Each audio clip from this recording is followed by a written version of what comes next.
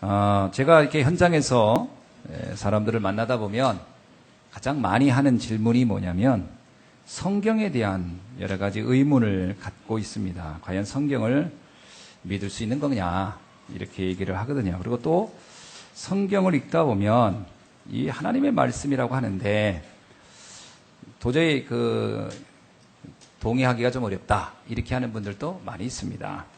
사실 오늘 읽어드린 이 본문도 뭐 그냥 야곱이 아이들 낳은 이야기죠. 자녀를 낳은 이야기인데, 물론 성경에 저는 가능한 성경의 모든 본문을 다 이렇게 말씀을 보려고 합니다. 왜냐하면 어떤 한 구절도 하나님의 뜻없이 기록된 건 없다고 하는 생각을 가지고 있기 때문에 계속 말씀을 제가 보죠. 그래서 본문도 본문으로 정해놓고서 계속 몇 번 반복해서 보고 또 읽고 생각하고 또 여러 주석서를 보고 이렇게 하는 중에 이 말씀이 도대체 뭘 말씀하려고 하는 걸까? 이런 부분에 대한 고민을 하게 되죠. 성경은 분명히 사람이 쓴 건 맞습니다. 사람의 손으로 썼죠. 우리가 자고 있는데 어떤 신비한 존재가 와서 쓰고 간 건 아니죠. 사람이 쓴 게 맞습니다. 그런데 사람이 썼지만 분명히 사람의 생각만 가지고 쓰기에는 너무나도 성경이 가지고 있는 그 깊은 내용을 우리가 헤아리기 어렵습니다.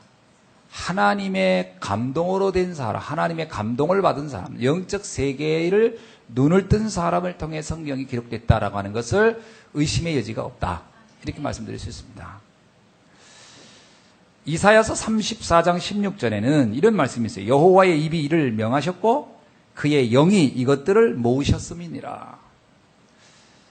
이 짧은 시간에 제가 말씀을 다 드릴 수는 없는데 성경의 경전화 작업이라든지 성경의 역사 또 성경이 어떤 과정을 통해서 우리에게 왔는지에 대한 공부를 해보면 아주 놀라운 사실들을 알게 됩니다.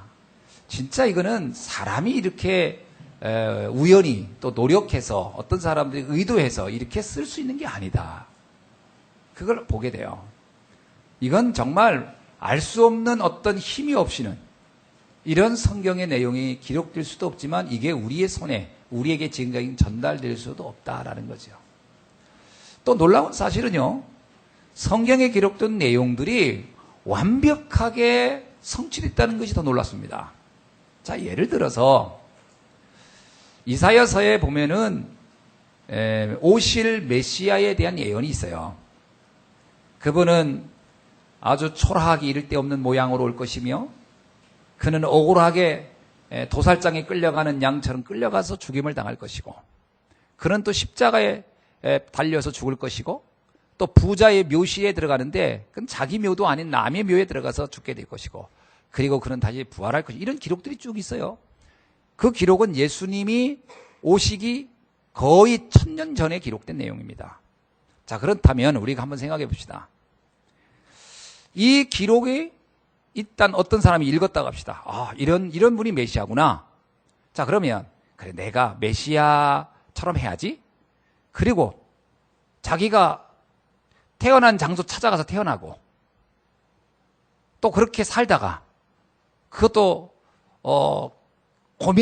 고난당하다가 그리고 십자가에 달려 죽고 그리고 또 부활하고 이게 가능한 일이 아닙니다. 의도한다고 태어나는 건 자기가 마음대로 못 태어나잖아요. 성경에 보면 베들레헴 에브라다야 거기서 한 어린아이가 태어날 것이다 라는 예언이 있거든요. 근데 우리가 예수님이 내가 베들레헴 에브라다에서 태어나야지? 그로 태어난 게 아니에요. 또 예수님의 어머니인 마리아와 요셉이 우리 자녀를 나중에 메시아로 키워야지? 그래서 거기 가서 낳아야지? 이래서 난 게 아니라니까요. 로마 황제가 재산을 다 뺏고 추방했어요. 유대인들은. 그래서 고향을 향해 가는데 산딸이 돼가지고 날 곳이 없어가지고 처음에는 여관에 가서 날려고 했는데 사람이 너무 많고 그러고 가진 돈은 없고 그러다 보니 어쩔 수 없이 베들레헴에 도착해서 마구간에 가서 낳는 거예요. 근데 낳고 보니까 성경의 예언대로 난 거예요. 이거는 우연이 아니고 의도한 게 아니라니까요. 하나님의 계획이 없이 이루어질 수 없는 사건이었어요. 또 그분은 어느 날 내가 복음을 말하기 시작했습니다. 어떤 말을 했는데 사람들이 변화되고 막 역사가 일어나기 시작합니다. 좋습니다. 그럴 수 있다고 합시다. 그런데 로마가 그를 잡아서 이제 죽입니다. 너무 억울한 죽음이에요. 그때 법으로는 심지어는 이 빌라도조차도 이 사람은 죽을 죄가 없다. 그 판결자가 죄가 없다라고 할 정도로요. 이 사람은 죽을 이유가 없다 그랬어요. 그렇게 죽을 이유도 아니고. 그런데 신기하죠. 백성들은 벌떼같이 일어나서 죽여야 된다는 거예요. 그리고 아주 그때 당시 아주 악한 강도, 살인했던 강도 바나바는 살려줘야 된다고 말도 안 되는 요청을 해가지고 죄 없는 사람은 죽고 죄 많은 사람은 살아났단 말이에요. 이게 서로 짜고 치는 고스톱입니까? 그럴 수 있는 게 아니에요. 그런데 그게 그대로 예언대로 됐어요. 그리고 죽었는데 그를 따랐던 사람은 다 도망가고 장사할 장소도 없어요. 그래서 아리마대 요셉이라는 사람이 미리 자기가 죽으면 무덤을 쓰려고 만들어놨던 그 무덤에 예수님이 들어가. 그 이사야에서 나와요. 부자의 묘실에 들어가서 죽을 것이다. 다른 사람의 무덤에 들어가 죽었습니다. 이런 예언은 거의 없거든요. 어쩌다 있다지만 이런 사건들이 한 사람에게 우연히 하나만 딱 걸린 게 아니라 모든 일들이 1000년 전에 예언된 이야기대로 됐어요. 그런 기록과 그 완성과 예언이 의도한 거냐고요. 누가 상상으로 쓴 거냐고. 아닙니다. 그때 당시에 로마 총독이었던 빌라도는 로마는 여러분이 아시지만 기록을 기가 막히게 잘 내놨어요. 그래서 로마의 모든 역사는 다 기록으로 남아있어요. 예수님을 십자가에 못 박혀 재판한 내용도 로마의 총독이었기 때문에 그 총독의 기록에 나와요. 그래서 우리가 사도신경에 빌라도에게 고난을 받으사라는 고백을 하는 이유는 그 사건이 역사적으로 있었던 일이다라는 걸 입증하기 위한 고백이죠. 완벽하게 예언대로 이루어진 겁니다. 그리고 그분이 3일 만에 부활했어요. 부활했던 증거가 뭐예요? 예수가 죽었다는 사실을 알고 제자들이 다 도망갔습니다. 한 사람도 그 옆에 있지 않았어요. 근데 어느 날 모든 사람이 다시 모였어요. 그리고 말하기에 나를 죽여라 차라리. 그분이 약속대로 살았다. 이러고 다녀요. 그러면 그 사람들이 갑자기 마음을 다 바꾼 겁니까? 동시에? 아니에요. 뭔가가 자기가 생명을 바쳐도 아깝지 않을 뭔가를 본 거예요. 뭔가를 체험한 거예요. 로마인들은 이해가 안 됐지만 그 체험한 당사자들은 뭐라고 얘기하냐? 그분이 살아났다는 거예요. 그래서 나는 내가 죽어도 죽는 것이 아닌 걸 내가 알겠다는 거예요. 내 영원한 난 천국에 갈 사람이 맞다는 거예요. 난 이 확증이 있다는 거예요. 확신이 있다는 거예요. 나를 죽이라는 게 차라리. 이게 어느 날 사람들이 객기 불려서 되는 얘기입니까? 사람이 목숨을 가지고 사람들에게 객기를 부릴 수 있는 게 아니에요. 물론 영적 문제 심한 사람 한두 명은 그럴지 몰라도 그 모든 사람이 그렇게 바뀌는 건 쉬운 게 아니에요. 부활의 주를 보았던 거예요. 이런 일들이 그냥 우리가 간단하게 생각할 때로 이게 뭐 이런 일이 일어나겠어? 이게 그냥 만든 거 아니야? 아닙니다. 그건 반드시 있었던 사실이란 말이죠. 근데 놀라운 것은 이 예언이 그대로 성취된 거예요. 그래서 성경이 뭐라고 얘기합니까? 이것은 여호와의 입이 명하셨고 하나님이 말씀하신 얘기예요. 그리고 그의 영이 이것들을 모으셨느니라. 모았단 말은 뭔지 아세요? 성경은 한 사람이 쭉 쓴 게 아니에요. 시대가 다르고 장소가 다르고 다 달라요. 기록자가 다양한 곳에 사는 사람들이 썼어요. 근데 신기하게 그때 근동은 다 다실론이에요. 다양한 우상 숭배를 하는 사람들이 살아요.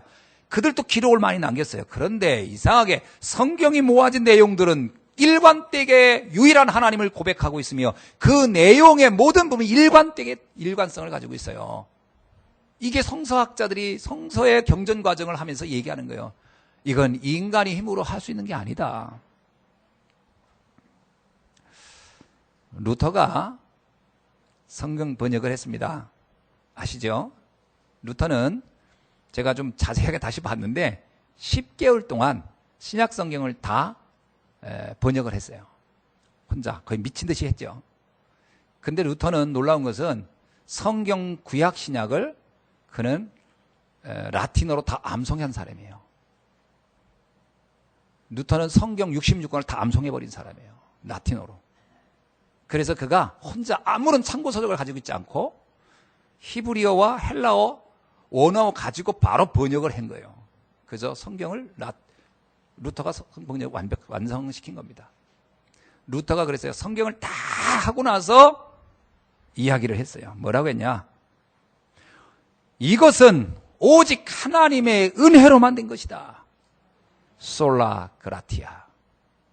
성경을 번역하고 나서 루터가 외칩니다. 이것은 오직 믿음으로만 되는 것이다. 솔라 피데. 그리고 루터는 말합니다. 그 어떤 것도 우리의 신앙의 기준이 될 수 없다. 오직 성경은 완전하며 성경을 통해서만 우리는 구원에 이르며 우리의 인생은 달라지는 것이고 우리의 운명은 바뀌는 것이고 영원히 답을 얻는 것이다. 솔라 스크랍트라. 오직 말씀으로만. 오직 성경으로만. 루터가 그냥 솔라 피데, 솔라 그라이티아, 솔라 스크랍티아 이렇게 말한 게 아니에요. 오직 믿음, 오직 은혜, 오직 성경 외에는 될 수 없는 것이다. 여러분, 대충 안 사람이 이렇게 말하면 아이고야, 저 사람 뭘 그냥 적당히 알고 했나 보다 하지만 성경 66권을 다 암송한 사람이 이렇게 얘기했으면 좀 귀담아 들어야 되는 거예요.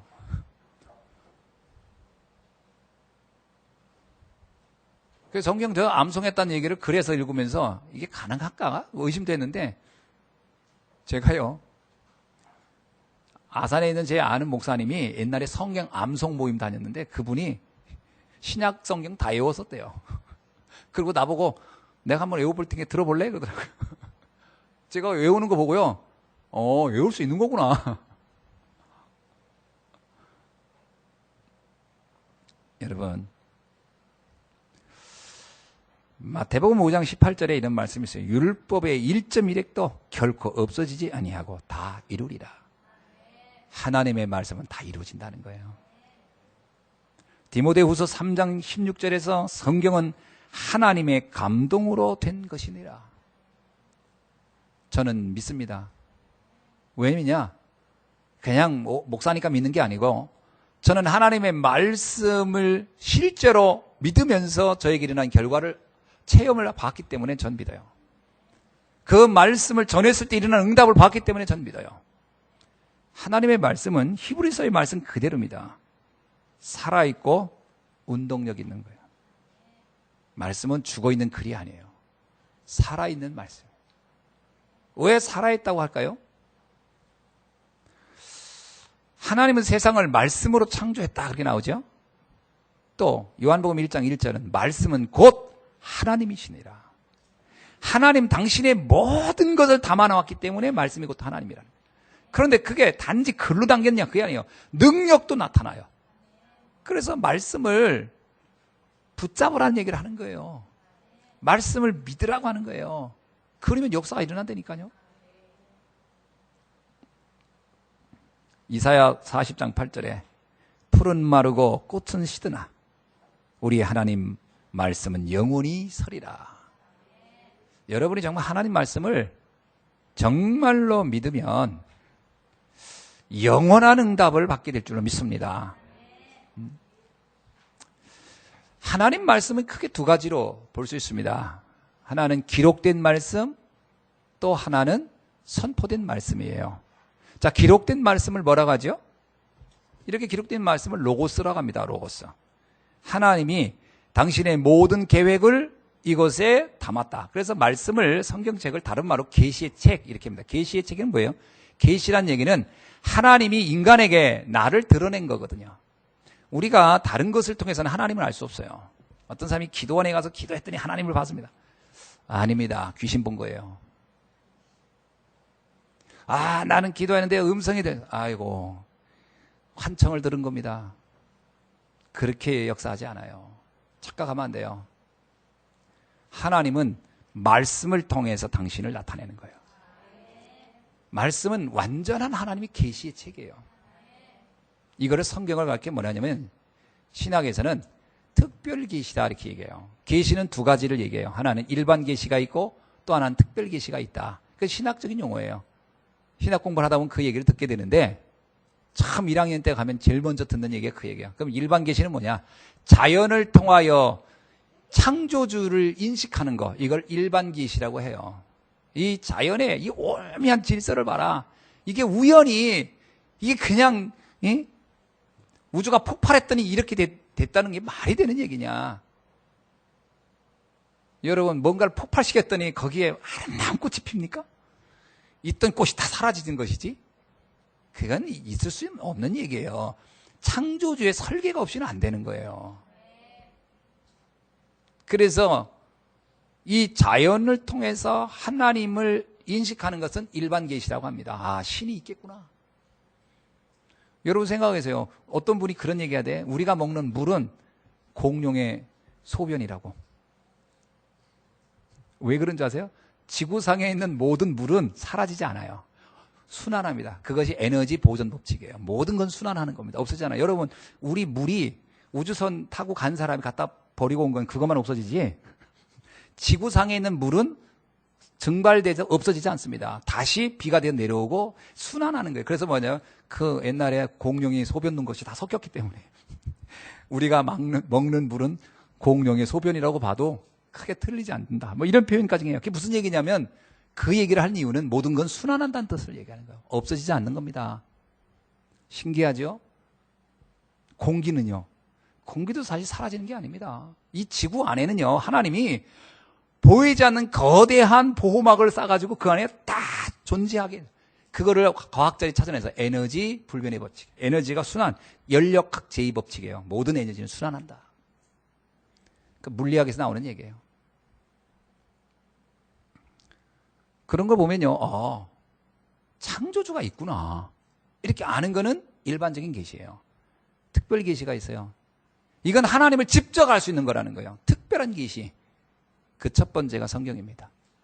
성경을 통해서만 우리는 하나님을 구체적으로 알 수 있다. 두 번째는요, 특별 계시의 두 번째요, 가장 완벽한 그리스도의 탄생입니다. 그리스도를 통해서 우리는 하나님을 보는 것이다. 여러분, 하나님을 직접 보는 게 아닙니다. 성경에 나오죠. 하나님을 보면 죽는 겁니다. 하나님을 직접 본 사람은 두 종류예요. 죽었거나 지금 죽어서 보는 겁니다. 살아서 보면 헛것 본 거고. 하나님은 영이기 때문에 육신을 가진 인간이 직접은 볼 수가 없어요. 그래서 하나님은 말씀을 통해서만 인식되는 거예요. 이거 아주 기본적인 신학적 내용입니다. 이건 신학교 처음 가면 1학년 때 배우는 거예요. 이게 특별 계시야. 그러니까 하나님의 말씀 외에는 달리 하나님을 알 수 없다니까요. 성경은 참 완벽한 겁니다. 그런데 이 기록된 하나님의 말씀이 그래, 이렇게 됐구나, 이래 가지고는 역사가 안 일어나요. 이 말씀을 내가 믿어야 역사가 일어나요. 그걸 레마라고 합니다. 기록된 말씀을 내가 믿을 때 내 안에 역사가 일어나는 그걸 레마라고 하는 거예요. 여러분이 하나님 말씀이 믿어져야 역사가 일어나요. 제가 전에 어떤 분 차를 탔는데 뒤 조수석에 뒤가 이제 그 조수석에 뭐 이렇게 뒤에 이제 타는 좌석에 이만한 성경책이 하나 있더라고. 그래서 내가, 아니, 그때 그분이 이제 집사님 어떻게 뒤에 성경책이 그렇게 뒤에다 놨어요? 앞에다 놓고서 가끔 보시던가. 근데 성경책 뒤에 있길래 이렇게 이제 봤더니 한 번도 안 본 거예요. 깨끗해. 왜 그랬더니, 아이고, 어머님이 성경책 싣고 다니면 사고 안 난다고 해서 싣고 다닌다는 거예요. 차 뺐을 때부터 지금까지. 그건 한 번도 읽은 적이 없는 책이요. 그게 부적입니다. 그렇다고 사고 안 나나요? 내가 그래서 그런 책 놓으면 더 위험합니다. 그 책이 날라오면 뒤통수 쳐요. 책 그거 뒤에 트렁크나 넣든지 집에다 놓으세요. 내렸어요. 더 위험합니다. 그때 한 얘기가, 뒤에 사람이 타면 그 책을 그 위 뒤에 높은 그 위에다 놓으면 위험합니다. 그 브레이크 밟으면 이게 날라와서 뒤통수 치는 날에는 죽습니다. 그거 큰 흉기가 되니까 아이고, 성경책이 어떻게 흉기가 될 수 있냐고. 아니, 한번 당해보세요. 흉기가 되는지 안 되는지. 그렇게 해서 우리 인생이 바뀌지 않습니다. 병원에 입원하지. 기록된 말씀을 믿어야 되는 거예요. 그걸 레마야. 말씀을 믿어야 돼요. 여러분, 목에다 십자가 부족처럼 달고 다니는 사람도 있더라고요. 그냥 예뻐서 액세서리로 다르세요.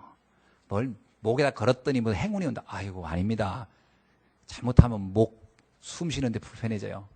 그건 액세서리일 뿐이에요. 그리스도의 십자가의 의미를 내가 믿는 것이지. 잘 이해하셔야 됩니다. 신앙생활을 이상하게 하면 절대 안 되거든요. 데살로니가전서 2장 13절에 하나님의 말씀을 받을 때에 사람의 말로 받지 아니하고, 그렇습니다. 우리가 강단 말씀을 들을 때 아이고, 전 목사님이 설교하네, 이렇게 들으면 첫날 만날 들어도 아무 소용없어요. 사람의 설로 되지 말고 뭐라고요? 하나님의 말씀으로 받으니 진실로 그러하도다. 맞습니다. 그래야 되고요. 그 다음입니다. 이 말씀이 너희 믿는 자 가운데서 역사하느니라. 아멘. 자, 따라합시다. 말씀을 믿어야 역사가 일어난다. 그 전에는 역사 안 일어납니다. 말씀을 많이 안다고 일어나는 게 아니에요. 말씀을 믿어야 되는 거예요. 근데 어떻게 믿냐? 말씀이 내게 믿어지게 해요. 루터가 했어요. 말씀이 말씀되게 하라. 말씀은 너를 믿도록 인도할 것이다. 그랬습니다. 그 굉장한 말이에요. 네가 믿는 게 아니에요. 여러분, 내가 믿는 게 아닙니다. 하나님이 은혜로 믿는 거예요. 에베소서 2장 8절에 뭐예요? 그의 은혜로 말미암아 믿음으로 구원에 이르게 되나니. 은혜가 임해야 믿어지는 거예요. 그래서 우리가 기도할 때는 하나님 말씀이 믿어지게 축복해 주시고 역사하여 주옵소서, 이렇게 기도하셔야 돼요. 말씀 안 믿어지는 분들은 일단 말씀을 들어야 되고, 성경에 나오잖아요. 전하는 자가 없는데 어찌 들을 거며, 듣지 않는데 어찌 믿어질 것이며, 믿지 않았는데 어떻게 구원을 받을 수 있겠느냐. 구원에 이르려면 전하는 자가 있었다는 거고, 그거를 들어야 되고 믿어야 되고, 그래야 구원에 이르잖아요. 그러니까 말씀을 듣는 자리에 있는 거 축복이고, 아멘. 또 하나는 믿어야 돼요. 안 믿으면 첫날 만날, 아니 목사 아니 목사 할아버지가 돼도 안 돼요. 믿어야 됩니다. 그러면 하나님이 그때부터 역사가 시작됩니다. 할렐루야. 자, 그래서 말씀 믿는다는 게 얼마나 중요한지. 미국에 한 두 젊은이가 있었어요. 한 젊은이는 목사의 아들인데 아버지가 목회자인데 별로 와닿지가 않았어요. 그래서 이 남자는 방탕합니다. 그 두 친구가 방탕한 생활을 해요. 근데 어느 날 둘이서, 야, 우리 도박하러 가자. 그 둘이가 이제 그 미국의 유명한 도박의 도시를 향해 갑니다. 가는데요, 딱 이게 양갈래가 갈라지는 거기에 큰 간판에 뭐라고 써있냐면 이렇게 돼서 로마서 6장 23절. 죄의 싹은 사망이니라. 그리고 어느 교회 예배 시간 뭐 이렇게 쭉 써 있는 거예요. 이 사람이 목사 아들이니까 그동안 들은 얘기가 있잖아요. 근데 이렇게 막 운전하고 가다가 딱 보니까 죄의 싹은 사망이라. 옛날에 들어본 가락은 있어가지고 내가 오늘 죄 지러 가는 것 같은데 불편하네, 이런 생각을 한 거야. 그 친구한테, 야, 너 가서 먼저 하고 있어. 나는 저기 교회 저기 써 있는 그쪽 가서 예배 드리고 갈게. 그날이 주일날이라. 이 친구는 자기는 그러면 나는 가서 예배 한번 드리고, 그리고 했더니까 한 번도 교회도 안 간 친구가 이제 와서 여기 와가지고 거기 가려고 하냐. 같이 왔는데 끝까지 가서 도박을 해야지. 막 계속 이 친구가 막 설득을 하는 겁니다. 그러니까 이 친구 아니라고, 먼저 가라고, 내가 갔다 가겠노라고. 이 친구는 가서 예배를 드려요. 그리고 나서 세월이 흘렀는데 둘이는 그 후에 만나지 않았습니다. 세월이 지나서 대통령 선거가 있었고요. 대통령 선거가 이렇게 되는 날 이제 인터뷰를 하는데 한 사람이 감옥에 누워서 이렇게 보는 겁니다. 근데 이름이 나오는데 어디서 많이 들어본 이름인데 자기 친구, 옛날 친구 이름이 똑같아. 그 이름이 뭐냐? 크리브랜드입니다. 크리브랜드라는 이름이 딱 나오는 게 크리브랜드. 대통령 당선. 크리브랜드, 옛날 나하고 같이 도박하러 다니는 친구가 크리브랜드였는데 보니까 그날 얼굴을 딱 보니까 알겠는 거예요. 아, 저 친구 그때 내 친구구나. 30년 전에 자기는 도박장을 가서 해서 지금 감옥에 종신형을 삼고 있는 자기고, 한 친구는 미국의 대통령이 된 거예요. 기자가 묻습니다. 클리브랜드한테 어떻게 해서 대통령이 되는데 어떤 기억이 나는 게 있습니까? 내가 20대에 많은 방황을 했는데 어느 날 죄의 싹은 사망이라는 그 글을 보고 그날 내가 교회로 간 것이 내 인생을 바꾸는 시간표였습니다. 그 말을 딱 들으니까 이 친구가 그때 저 친구가 그때부터 바뀌었구나. 왜 나는 그때 그 친구를 따라가지 않았을까? 후회하지만 때는 이미 늦은 거예요. 그러면 뭐가 그 사람의 인생을 바꾼 거예요? 말씀이 가슴에 박힌 겁니다. 그 한 말씀이 내 인생을 바꿔본 거예요. 그 사람은 미국 22대 대통령이 되었고요. 그 이후에 24대 또 대통령이 됩니다. 연이어 대통령 된 사람은 있지만 한 번 대통령했다 쉬었다가 또 된 경우는 클리브랜드가 유일합니다. 국민들은 그가 국가에 필요한 사람이라고 해서 2번 대통령을 했죠. 여러분, 성경의 말씀의 핵심을 잘 알아야 돼요. 사람들은 성경을 통해 무슨 역사를 배운다, 교훈을 배운다, 무슨 자녀 교육의 어떤 지혜서를 배운다. 아닙니다. 성경은 교훈도 아니고 역사도 아니고 아무것도 아니에요. 그걸 배우려면 이미 잘못 온 거예요. 지금 가서 학원 등록해야 돼요. 학교 다녀야 돼요. 교회 와서는 역사 배우는 게 아닙니다. 윤리 도덕을 배울 필요도 없어요. 여러분, 학교 가면 원래 더 잘 가르쳐요. 윤리 도덕 선생님들이. 성경은 오직 하나를 얘기해요. 오직 예수가 그리스도라는 사실을 믿게 하여 그의 영원한 저주와 재앙에서 벗어나는 그 답을 알려주는 것이 말씀입니다. 교회는 이걸 위해 존재하는 거예요.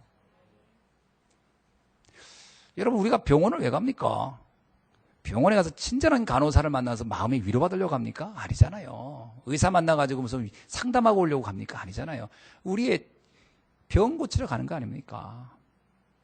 병원의 목적이 그거잖아요. 교회의 목적이 뭡니까? 인간이 아무리 몸부림쳐도 해결할 수 없는 그 저주와 재앙의 문제에 답을 얻기 위해서 교회에 오는 거예요. 그리고 그 말씀이 안에 그 비밀이 담겨져 있는, 그걸 들으면 끝나는 거예요. 그걸 믿고 내 운명을 바꾸면 끝나는 거예요. 그 사람이 나중에 인격적인 부분을, 여러분, 몸 아픈 사람이 병부터 고치고 나야 그 다음에 예의도 차리고 뭐 또 하지요. 이미 영적 문제에 시달려가지고 이미 죽냐 사냐 하는데 무슨 예절이 필요하며 윤리가 필요합니까? 내가 오늘 자살할 거냐 말 거냐 하는 사람이 무슨 도덕 윤리 얘기를 들었는데 무슨 소용이 있어요? 복음 듣고 살아나야 되죠. 인생의 답을 얻어야 됩니다. 그 답은 성경 안에만 있어요. 요한복음 20장 31절에 이렇게 말합니다. 오직 이것을 기록한 것은 너희로 예수께서 하나님의 아들 그리스도이심을 믿게 하려 하며 또 너희로 믿고 그의 이름을 힘입어 생명을 얻게 하려 함이니라. 이것이 성경에 기록된 유일한 목적입니다. 왜 우리는 예수를 그리스도로 믿어야 합니까? 예수를 그리스도 믿지 않으면 안 됩니까? 예, 안 됩니다. 예수 그리스도를 안 믿으면 어떻게 되나요? 심각한 문제가 옵니다. 어떤 문제가 오나요? 반드시 재앙에 임할 것이고 반드시 고통을 당할 것이고 반드시 망할 것입니다. 그래서 그리스도를 만나야 돼요. 돈 좀 벌었는데요? 아닙니다. 돈 번 것뿐이지 재앙은 끝난 게 아니에요. 성공했는데요? 예, 성공을 한 것이죠. 재앙은 이제 또 올 겁니다. 그거로 끝나는 게 아니에요. 제가 이름 좀 날렸는데요. 그 이름 날리면 뭐합니까? 재앙이 또 올 텐데요. 그건 내가 돈을 있다, 재앙, 성공을 했다, 출세했다, 이게 문제가 안 된다니까요. 이거 아무 상관없이 오는 재앙을 막아야 돼요. 이거 모르면 절대 안 됩니다. 특히 나이 먹어갈수록 이 문제는 더 심각하게 올 건데요. 자녀 문제, 관계 문제, 문제가 한두 가지가 아닐 텐데요. 계속 올 텐데 이걸 어떻게 이길 것입니까? 노력으로요? 해보세요. 잠깐은 되는 것 같지만 안 됩니다. 돈을 많이 벌면 될 거 아닙니다. 여러분, 제가 어느 글을 보니까 재미나대요. 미국에서 그 총기 산업이 엄청나죠. 그 미국 안에서 총기 사건이 많이 나도 이걸 버리지 못하는 이유가 그 총기 기업하는, 총 파는 사람들이 워낙 로비를 많이 하기 때문에 뭐 이거 거의 규제를 못 한다고 하잖아요. 미국에서요, 서부 시대에 그 연속으로 쏘는 총, 이렇게 해서 막 연속으로 쏘는 총을 만든 회사가 돈을 어마어마하게 많이 벌었어요. 근데 그 회장은 자기가 만든 총에 맞아 죽었어요. 강도가 돈 들어가지고. 그 중에 형제들은 대부분 마약으로 단명하고 뭐로 죽고 뭐 서로 싸우고. 그러다 보니까 그 딸이 그 재산을 물려받았는데 이 딸은요, 늘 노심초사한 거예요. 강도가 또 들어와서 나를 죽일까봐. 그래서 이 사람이 자기 집을 어떻게 졌냐? 미로로 진 거예요. 사람이 들어오면 못 나가게. 그래가지고 그 가운데 사는 거예요. 모든 음식도 다 시켜 먹어요. 자기가 제일 믿을 만한 사람한테. 먹을 때도 자기가 집중은 뭐 누가 독약을 타지 않았을까 싶어서. 이 사람은 한 번도 집 밖으로 못 나가고 죽었습니다. 그 공포. 이런 영적 문제는 돈으로 해결되는 게 아닙니다. 사람들은 착각해요. 그게 창세기 3장 사건 아닙니까? 11장 사건, 6장 사건 아닙니까? 그래서 우리 인생이 행복해지지 않다니까요. 그래서 하나님 만나야 되는 거예요. 인간은 하나님의 형상대로 창조됐기 때문에 반드시 하나님을 만나야 모든 문제가 풀리기 시작하는 겁니다. 하나님의 형상대로 창조된 인간은 하나님을 만나야 되는데 어떻게 만납니까? 창세기 3장 사건으로 하나님 떠났어요. 하나님을 떠난 것을 성경은 가장 큰 악이라고 하는 거거든요. 선악이 뭡니까? 선악이. 선악의 기준은, 선악과가 뭐냐면 하나님과 함께하는 것이 선이고 하나님을 떠나는 게 악이라는 얘기거든요. 인간은 하나님과 함께 해야 되는 거예요. 어린 아이가 어머니와 함께 있어야 그 아이는 그다음부터 행복이 보장되는 거죠. 어머니를 떠나는 날부터 그에겐 고통이 오는 거예요. 똑같다는 거예요. 인간이 하나님을 떠나는 날부터 고통이 오게 돼 있다. 교회를 다닌다고 하나님 만나는 거 아닙니다. 저는 교회 다니면서도 계속 시달리는 사람 수도 없이 봤어요. 왜냐? 하나님 못 만나서 그래요. 교회 생활이 하나님 만나는 게 아닙니다. 헌신 봉사가 하나님 만나는 게 아닙니다. 절대로. 착하게 선하게 사는 게 하나님 만나는 게 절대 아닙니다. 성경 어디에도 네가 착하면 나를 만날 것이다라는 말이 한 구절도 없어요. 주 예수를 믿어라. 그리하면 너와 네 집이 구원을 얻으리라. 나를 믿을 때 사망에서 생명으로 옮기느니라.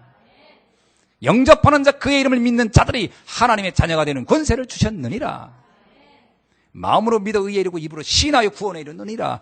믿을 때 구원에 이른다고 분명히 말하고 있지, 착하게 산다고 되는 게 아닙니다. 루터가 뭐라고 합니까? 의인은 오직 믿음으로 말미암아 살리라. 뭘 믿어야죠? 예수가 그리스도라는 사실을 믿어야 돼요. 왜요? 예수 그리스도가 하나님의 형상이기 때문에. 그분을 아는 순간 우리는 하나님을 만나기 때문에. 예수 그리스도를 통해서만 하나님 만날 수 있어요. 예수님이 요한복음 14장 6절에서 나는 길이요 진리요 생명이니 나를 통하지 않고는 아버지께 올 자가 없느니라. 빌립이 말합니다. 예수님 어떻게 해야 하나님을 볼 수 있습니까? 하나님을 볼 수 있게 해주세요. 예수님이 말합니다. 빌립아, 내가 지금까지 이렇게 너와 함께 했는데 아직도 하나님을 보여달라 하느냐? 나를 본 자는 아버지를 보았거늘 어찌하여 아버지를 보여달라 하느냐? 내가 아버지 안에, 아버지가 내 안에, 내 안에 내가, 내 안에 네가 있느니라. 그리스도 안에서 우리는 하나님을 만나게 되고 그리스도 안에서 가장 중요한 축복의 시작이 될 줄로 믿습니다. 그것을 말하는 게 성경의 핵심이에요. 성경은 처음부터 그 얘기뿐이에요. 그리스도의 비밀 얘기라는 겁니다. 맞죠? 아담과 하와가 선악과를 따먹고 떠날 때 처음 준 말씀이 뭡니까? 여자의 후손이 와서 뱀의 머리를 짓밟을 것이다. 여자의 후손이 누굽니까? 남자의 후손이 아니고 여자의 후손이라고 했었거든요. 그리스도입니다. 성령으로 잉태한 그리스도가 와서 너를 붙잡고 있는 그 흑암의 세력의 머리를 짓밟을 것이다. 우리를 그 악한 자의 손에서 구출해낼 것이라는 거죠. 여러분이 정말 믿으시기 바랍니다. 내가 정말 예수를 그리스도로 정말 믿으면 내 인생을 붙잡고 있는 그 흑암의 모든 올무가 끊기게 될 줄로 믿습니다. 그렇지 않고는 지금 다가오고 있는 재앙과 저주는 해결되지 않습니다. 목사님, 저는 제 나름대로 방법이 있습니다. 예, 써보세요. 안 될 겁니다. 길은 하나밖에 없어요. 그리스도의 이름의 권세를 의지할 때만 됩니다. 그건 제 말이 아닙니다. 성경이 수천 년간 우리에게 외치고 있는 가장 중요한 내용이에요. 그리스도를 내 마음의 구주로 영접하라. 그래야 우리가 그날로부터 사냥꾼의 올무에 갇힌 새 같은 내 인생이 그 올무가 찢어지고 그 안에서 내가 해방되는 역사가 일어나는 줄로 믿습니다. 정말 오늘이요. 목사님, 저는 이런 문제 저런 문제 너무 많아요. 예. 어떻게 해결하겠습니까? 길은 하나밖에 없어요. 정말로 그리스도를 내 인생의 주인으로 굳게 고백하시고 그분에게 내 인생을 맡기는 결단의 시간 되길 주의 이름으로 축원합니다. 그래야 끝납니다. 다른 길이 없어요. 제가 다른 길이 있으면 다른 길을 좀 말해주겠는데 없습니다. 이런 말을 들으면 너무 독선적이지 않냐 그러는데요.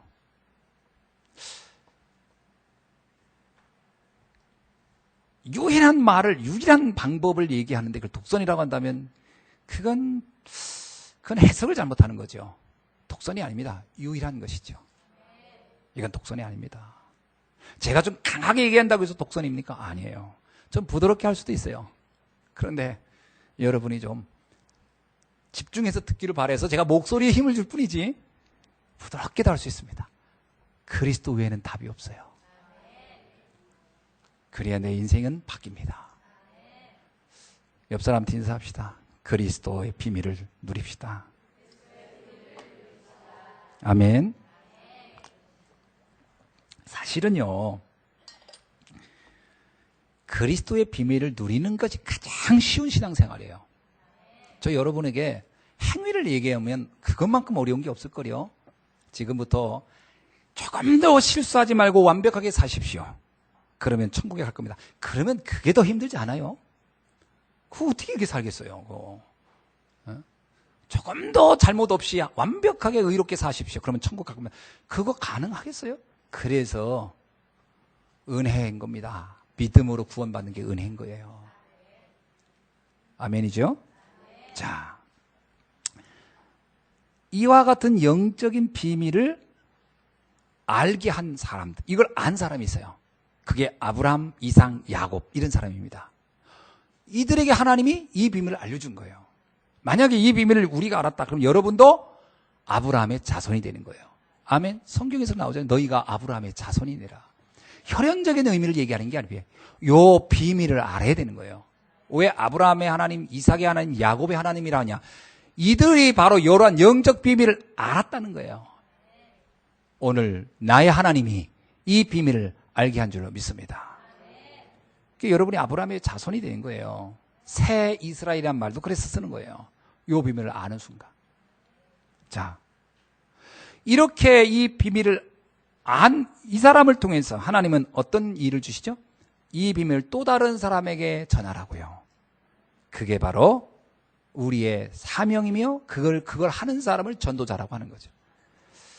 하나님은 신기합니다. 아브라함을 부를 때 그 사명 줍니다. 너로 인하여 만민이 복을 받게 되리라. 이삭에게 말합니다. 너를 통하여 모든 민족이 복을 받게 되리라. 야곱을 부르면서 그 말씀을 이상하게 하나님은요, 아브라함, 이삭, 야곱을 부를 때 늘 주는 메시지는 거의 같아요. 너를 살리는 언약, 가나안 땅의 언약, 이 하나님이 살리는 이 보혈의 피죠. 그리스도의 비밀의 언약을 알고 그리고 이 사실을 전하는 자가 되면 너로 인하여 만민이 복을 받게 될 것이다. 근데 이거는 거의 똑같아요. 예수님이 베드로를 부를 때 뭐라고 합니까? 내가 사람 낚는 어부가 될 것이다. 똑같습니다. 그리고 뭐라고 합니까? 너로 인하여 땅끝까지 이 복음이 증거되며 수많은 사람이 살아날 것이다. 메시지는 거의 같아요. 저와 여러분에게 주님이 지금도 메시지는 같습니다. 오늘 본문을 한번 봅시다. 본문에 보면 이건 단지 야곱이 그냥 아내 4명을 얻어가지고 아이를 많이 이야기로 기록되기 쉽지만 그 얘기가 아닙니다. 그거는 표면적인 것이고 이면적인 건 전혀 다른 내용을 담고 있어요. 한번 오늘 본문을 보면요. 야곱의 결혼을 어떻게 했죠? 이삭 자기 형을 피해서 삼촌 라반의 집에 갔다가 그 집에서 그 둘째 딸 보고 첫눈에 반했어요. 그야말로 첫눈에 반해서 내가 저 여자하고 결혼해야지. 근데 이 야곱이 얼마나 이게 낭만적인 남자고 얼마나 이게 열정적인 남자인지 첫눈에 반해가지고 그 여자하고 결혼하려고 그냥 죽을 살동하고 일을 합니다. 그래서 약속을 받아요. 7년간 네가 열심히 일하면 내 딸을 줄게. 동화책에 나오는 것처럼. 이 야곱은 그거 삼촌 말을 믿고서 7년을 죽으라고 일을 했더니 드디어 결혼할 날이 돼서 결혼식장. 그 첫날 밤을 치렀어요. 그리고 아침에 딱 보니까 둘째 딸이 아니고 첫째 딸이야. 황당한 경우. 이런 경우가 어딨냐고 그랬더니 우리 지역의 풍습이 그렇다. 둘째 딸부터 결혼하는 예는 없다. 그러면 결혼 전에 알려주든지. 그랬더니 하는 얘기가 그러면 네가 7년 더 일하면 둘째 딸 줄게. 도합, 레하라는 여자 하나 얻기 위해서 라헬이라는 여자 하나 얻기 위해서 14년을 죽을 똥살똥 노동을 했어요. 그래서 라헬이라는 여자를 14년 만에 아내로 얻었어요. 정말 이런 남자를 뭐라고 해요? 대단한 남자야. 이런 남자 만나기를 원하죠, 여자들. 오직 나를 위해서 사랑해주고 말이에요. 근데 이 야곱이 결혼을 4번 해요. 뭔 놈의 사랑이 이렇다 해? 그렇게 사랑해놓고 이삭은 그렇게까지는 안 했는데도 한 여자로 살았어요. 리브가하고. 근데 이상하게 야곱은 결혼을 4번 합니다. 그럼 사랑이 변하나? 그런 뜻이 아니에요. 여기에는 이유가 있어요. 처음에 하나님이 야곱을 부를 때 어떤 언약을 줬느냐가 중요합니다. 야곱의 어머니 리브가가 임신했을 때 야곱에게 야곱을 놓고 이런 축복을 내. 두 민족이 네 태중에 있구나. 두 국민이 네 태중에 있구나. 야곱이라는 사람은 야곱 혼자로서 응답받고 갈 사람이 아니란 얘기를 한 거예요. 그 야곱은 한 나라를 만들 사람이다라는 언약을 줬어요. 두 번째입니다. 야곱이 형 에서를 피해서 삼촌 집으로 도망가다가 베델이라는 곳에서 잠이 들었는데 그때 나타난 하나님이 야곱에게 준 메시지예요. 그게 창세기 28장에 나와요. 뭐라고 하냐면 네 자손이 땅에 티끌같이 될 것이다. 어마어마한 거죠.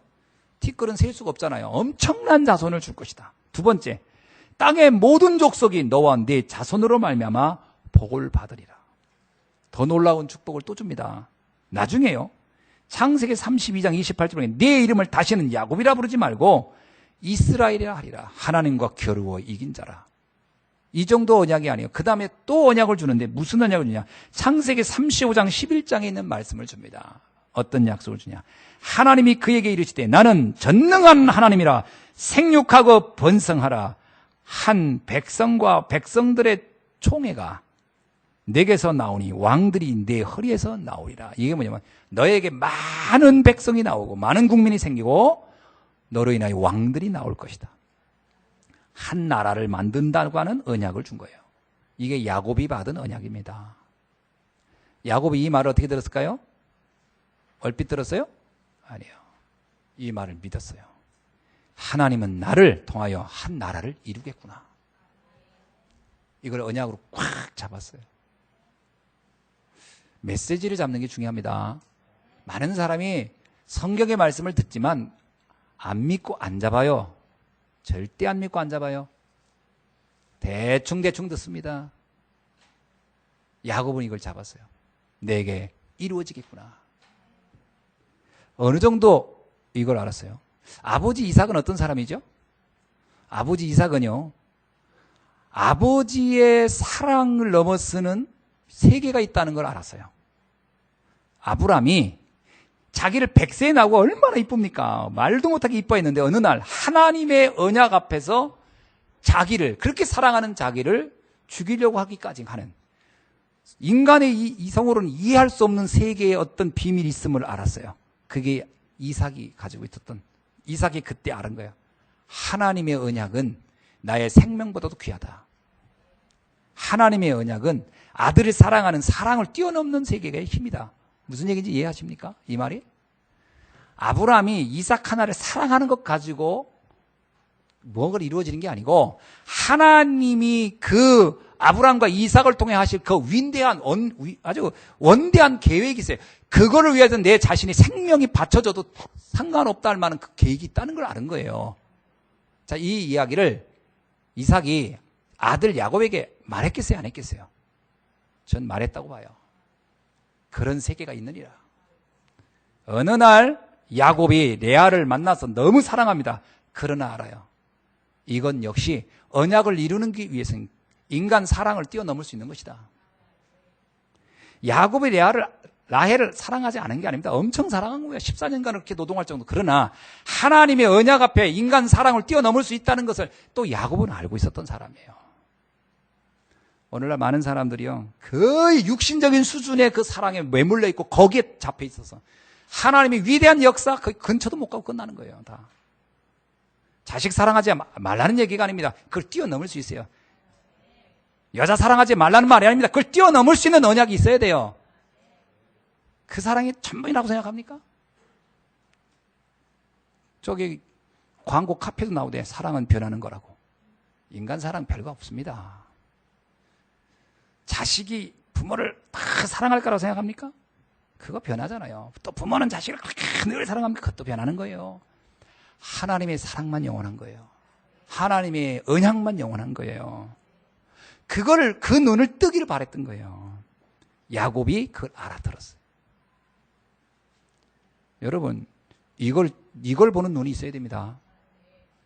그렇지 않고는 세계 살리는 역사 감당 못 하고요. 그래야 우리 가정, 가문 역사하는 저주, 재앙 무너뜨린 거예요. 여러분, 생각해보세요. 내가 자녀를 그냥 인간적인 사랑만 가지고 있으면요, 흑암을 이기지 못해요. 내가 그냥 어떤 가정의 어떤 인간적인 사랑, 그거만 붙잡고 있다. 다가오는 재앙과 고통을 이겨내지 못합니다. 그걸 넘어서는 비밀이 있어야 돼요. 제가 설명을 제대로 하고 있는지 어쩐지 모르겠는데 제 마음은 그런데 잘 알아듣고 있었으면 좋겠습니다. 안 그러면 알아요, 사단이. 자, 보세요. 내가 내 자녀를 너무 이뻐해. 그럼 나의 약점은 자녀예요. 그렇죠? 그럼 사단이 어디를 공격하겠어요? 내 자녀 칩니다. 그렇겠죠. 왜냐? 내가 거기 잡혀 있으니까. 내가 너무 돈을 좋아해. 사단은 어디를 공격하겠습니까? 다른 데 공격 안 해요. 돈을 공격하지. 평생 돈 쫓아가다 끝나게 만들어야죠. 내가 마음을 쏟은 곳에 잡혀버립니다. 여러분 생각해보세요. 야곱이 라헬에게 잡혔다고 생각합시다. 라헬만 바라봐.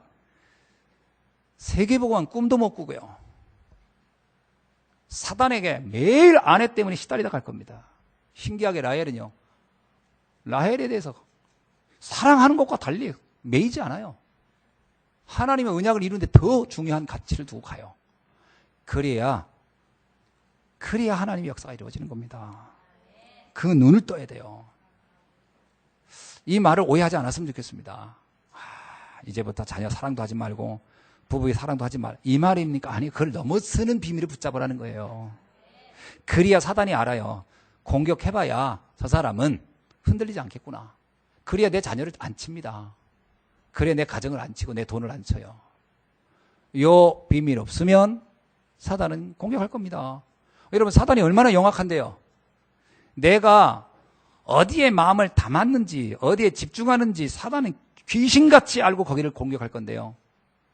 그래서 여러분이 거기서부터 자유로워야 돼요. 자유로운 것이 사단이 공격을 안 받는 이유입니다. 아멘? 잘 생각해 보세요. 내가 지금까지 힘들어하고 고통스러워하고 아무것도 할 수 없었던 것에 그 현장이 어디였는가? 내 마음을 다 담았던 곳이에요. 거기에서부터 힘든 겁니다. 하나님을 바라보시기 바랍니다. 그래야 하나님의 역사가 시작되는 거예요. 그래야 그것을 내가 어떻게 해요? 그래야 그것이 평안한 가운데 누려지는 겁니다.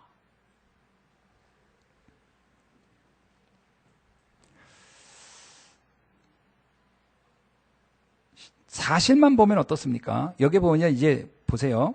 30절 1절 봅시다. 30장 1절. 라헬이 자기가 야곱에게서 아들을 낳지 못함을 보고 그의 언니를 시기하여 야곱에게 이르되 내 자식을 낳게 하라. 그렇지 아니하면 내가 죽겠노라. 야곱이 라헬에게 뭐라고 합니까? 쩔쩔매며 위로하다가 아니에요. 성을 내어 이르되 그대 임신하지 못하게 하는 이는 내 아니야? 아니다. 하나님이시니 내가 하나님을 대신하겠느냐? 참, 이것만 봐가지고는 아내 안 사랑하는 것 같잖아요. 근데 라헬이요, 넘어선 겁니다. 넘어선 거예요. 그러면서 뭐라고 얘기합니까? 라헬이 이르되 내 여종 빌하에게 들어가라. 그가 아들을 낳아 내 무릎에 두리니 그러면 나도 그로 말미암아 자식을 얻겠노라 하고 그의 시녀 빌하를 남편에게 아내로 주매 야곱이 그에게 들어갔더라. 야곱이 그러니까 아멘 하고 들어가 버렸어요. 우리가 생각하면 도저히 이해 안 되죠. 야곱이 왜 그렇게 했냐면요, 이 모든 일들이 하나님의 주권 속에 되고 있다는 걸 알았어요. 무엇을? 세계복음화를 위하여. 잘 이해하십시오. 아, 그러면 바람피라는 거냐? 그 말이 아니에요. 이 말씀을 이해를 잘못하면 이상하게 해석하면 안 됩니다. 이게 그런 뜻이 아니고, 야곱이 그 가정의 그런 문제, 여자들끼리 시기 질투한 것이 왜 하나님이 이걸 허락했을까? 왜 이런 일이 내게 일어났지? 거기에 숨겨진 비밀을 본 거예요. 자, 그 얘기입니다. 자, 여러분 잘 이해하세요. 지금 사실로 보면 두 여자의 질투 때문에 일어난 사건이라고 보여집니다. 그건 사실입니다. 그게 일어난 거예요, 사실은. 그러나 진실을 보면 뭐예요? 하나님의 말씀 성취의 과정이에요. 영적 사실은 그래서 12지파를 만들어서 세계를 살리겠다는 하나님의 아주 중요한 계획이 이루어지고 있는 과정이에요. 야곱이 그걸 본 겁니다. 자, 그러면 여러분의 문제로 들어가서 한번 봅시다. 지금 내가 어떤 문제가 있다고 합시다. 그걸 사실로 보면 그건 사건이고 문제고 기분 나쁜 일이고 힘든 일이에요. 그러나 이것을 진실로 보세요. 여기 하나님 뭘 원하는지. 영적 사실을 보세요. 그래서 하나님이 정말 나를 통해서 하시고자 하는 건 뭔지. 그 문제에 매달려서 갈등하고 시험 들고 맨날 힘들어하고 그게 하나님 뜻이겠습니까? 그건 마귀가 원하는 거예요. 그걸 넘어서서 하나님이 내게 주신 사명과 미션을 찾아가기를 바라는 겁니다. 아멘. 그거 찾아내셔야 돼요. 그렇지 않으면 세월을 낭비하게 돼요. 그렇지 않으면 내게 준 이 시간이라는 엄청난 이 축복의 시간표를 땅에 묻어버리게 된단 말이에요. 이 보화를 찾아서 누리길 주의는 축원합니다.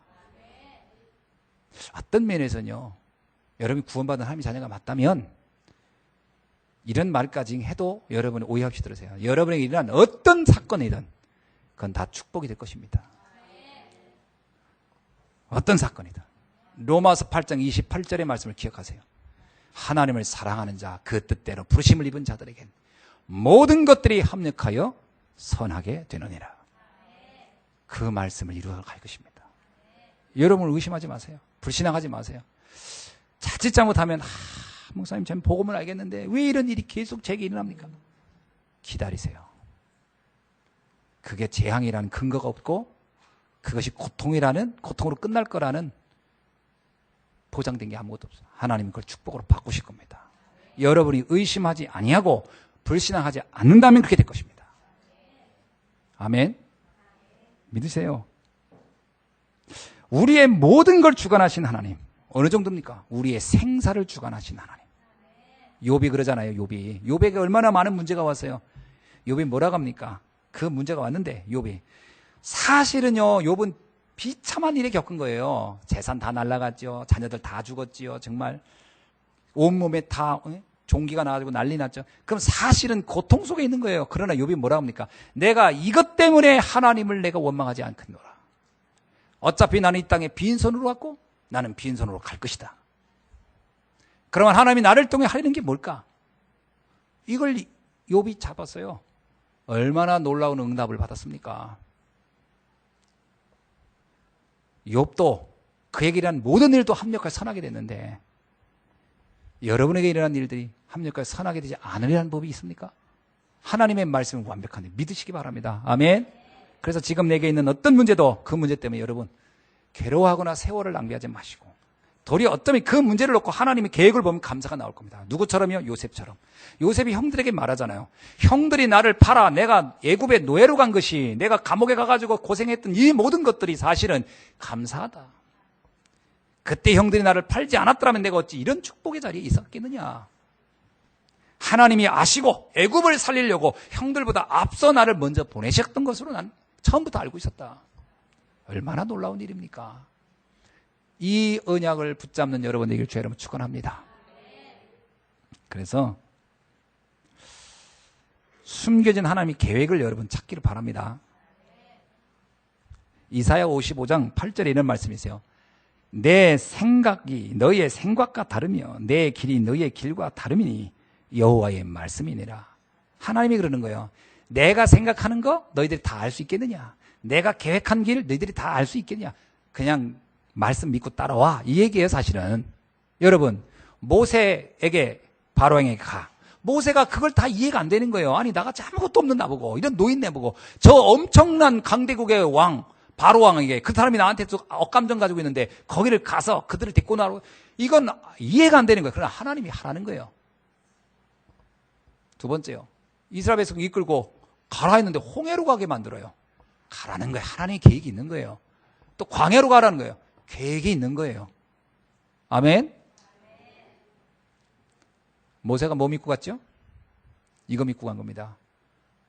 광야의 길이 사막의 강이 날 것이다. 누가 하면요? 하나님이 함께 하시면. 여러분의 인생 앞에 광야길이고 홍해 같은 길이고 사막이 있을지라도 하나님이 함께 하시면 그것에 강이 나고 길이 나는 역사가 일어날 줄로 믿습니다. 잠언 25장 2절에 이런 말씀이 있어요. 제가 이 말씀을 아주 좋아합니다. 이 일을 숨기는 것은 하나님의 영화요, 이 일을 살피는 것은 왕의 영화니라. 하나님은 숨겨요. 왜냐? 사기꾼들이, 장사치들이 모르게 하나님은 숨깁니다. 하나님은 은밀하게 일을 하십니다. 그건 하나님의 영화예요. 하나님의 계획이에요. 우리는요, 그 일을 살펴서 그 뜻을 찾아내는 것은 우리의 영화니라. 여러분은 하나님 말씀을 세밀하게 찾아내야 돼요. 아멘. 얼마나 멋있습니까? 하나님이 내가 하는 것을 숨기는 것이요, 너는 찾아내는 것이다. 그것이 너의 뜻이니라. 그래야 진짜를 발견하는 거예요. 여러분, 보석은 아무데나 있는 게 아니에요. 진짜 가치 있는 것은 숨겨져 있는 거예요. 그래서 하나님은 내가 그걸 찾기를 바라는 거예요. 아이, 길가에 널려 있는 것은 보석이 아닙니다. 그건 돌이지. 진짜 보석은 숨겨져 있잖아요. 하나님은 우리가 그 축복을 숨겨놓고 찾기를 바라는 거예요. 여러분에게 온 문제 잘 살펴보십시오. 어마어마한 보석이 그 안에 숨겨져 있는 줄로 믿습니다. 루터가 이런 말을 했어요. 나에게 수많은 환란이 있다. 근데 그 루터의 아버지가 광산에서 일했던 분입니다. 거기서 그 보석을 찾던 분인 거예요. 그걸 가지고 자기 표현한 게, 내겐 수많은 문제가 있다. 그러나 그 속에 영롱한 보석이 꽂혀 있다. 박혀 있다. 나는 그것을 찾아내고 있다. 이렇게 했어요. 여러분 인생에 많은 문제가 있습니까? 그 속에 하나님이 영롱한 축복의 보석이 꽂혀 있습니다. 그걸 여러분 찾아내시길 주님 축원합니다. 말씀을 맺습니다. 말씀을 언약으로 붙잡으라. 이때부터 역사가 일어난다는 겁니다. 오늘 말씀 한번 집중해서 한번 들어보시고, 이 말씀 중에 여러분이 한번 붙잡고 여러분의 가슴속에 새기고, 그래서 여러분의 인생에 큰 응답을 받는 날이 되기를 바랍니다. 그리고 이 시대를 한번 보세요. 이 시대에 하나님이 우리에게 뭘 원하겠습니까? 아브라함, 이삭, 야곱을 불렀던 시대는 바벨탑, 그래서 갈대우르에서 나오라 했던 거예요. 세상에 보여주는 그 화려함이 절대로 축복이 아니라는 걸 보여주신 겁니다. 하나님 안에 있을 때 진정한 축복이 있음을 보게 한 거거든요. 여러분 이 땅을 잘못 보면 화려한 것 보고서 부러워하고 거기에서 막 뭔가 내 자신이 막 열등감 느끼고 내 같은 사람이 어떻게 착각입니다. 아닙니다. 잘 보시기 바랍니다. 하나님은 이 시대를 살릴, 이 시대가 병들어가고 있는 걸 여러분 보이지 않습니까? 보이는 화려함만 보입니까? 여러분 소돔과 고모라가 화려했지만 그 속엔 이미 죽어가고 있었잖아요. 남한 장군 겉으로는 화려했지만 그 속은 죽어가고 있잖아요. 이게 세상입니다. 이거 보고 이거 살리는 사람 되라는 거예요. 얼마나 멋있습니까? 여러분이 이 축복 누리길 주의 이름으로 축원합니다. 마지막으로 숨겨진 축복을 발견하는 여러분 되길 주의 이름으로 축원합니다. 우리 안에 이 축복을 가로막는 가장 큰 문제가 불신앙이에요. 자꾸 속는 거예요. 자꾸 세상이 부러운 거예요. 그러니까 내가 받은 축복이 이게 별게 아니라는 생각이에요. 하나님의 말씀 이게 별게 아닌 것처럼 착각해요. 이게 가장 큰 손실입니다. 아닙니다. 여러분 세상 그거 별거 아닙니다. 여러분 바울이 말했잖아요. 배설물 같은 거라고. 별거 아닙니다. 그렇게 불하고 침 흘렸다간 큰일 납니다.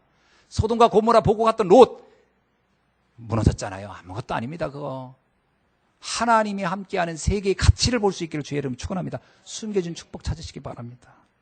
그래서 내 각인되어 있는 거 바꾸셔야 돼요. 오직 그리스도 안에 있는 나, 하나님의 자녀인 나이가 세상에 가장 가치 있는 존재다. 아멘. 이거 여러분 기억하시면 두 번째입니다. 하나님의 나라가 반드시 됐다는 걸 믿으세요. 이거 여러분 부신앙하지 않으면 됩니다. 여러분이 가는 현장마다 여러분 빛이에요. 여러분 소금이에요. 내가 가는 곳에 어둠은 물러가게 되어 있고 여러분이 가는 곳에 죽어가는 현장은 살아나게 되어 있습니다. 여러분이 가는 곳에 하나님 나라가 세워질 것을 믿으시기 바랍니다. 그래서 하나님 나라에 대한 확신을 갖고 뿌리를 내리세요. 예수님 제자들이 구원은 알았는데 하나님 나라에 대해서 확신이 없었어요. 그래서 예수님 십자가에 죽자 다 도망가 버린 거예요. 왜? 이 유대 땅에 유대인들의 이 핍박과 이 악한 사람들 바뀌겠나? 안 바뀔 거라는 확신이 있었던 거예요. 그러니까 갈등하는 거예요. 여러분 이 세상을 딱 보면 이 세상이 바뀌겠냐? 여러분 가문을 보면 가문의 문제가 바뀌겠냐? 불신앙 자꾸 하거든요. 바뀝니다. 하나님의 능력이면 돼요. 그게 하나님 나라라는 겁니다. 아멘. 자꾸요 우리는 착각하는 거예요. 하나님 나라. 그래서 예수님이 감람산에 모아놓고 40일간 그 얘기한 거예요. 너희들은 이 세상을 바꿀 충분한 능력이 있다. 걱정하지 말아라.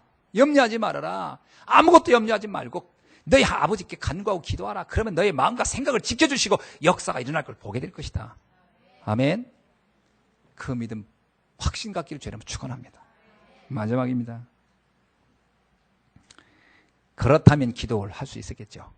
진짜 하나님이 하시는가 믿어지면 기도하겠죠. 그게 마가다락방의 은혜입니다. 그들이 오로지 모여 기도에 힘썼더라. 기도는 아무나 하는 게 아닙니다. 하나님의 나라가 되어질 걸 진짜 믿는 사람이 기도하는 겁니다.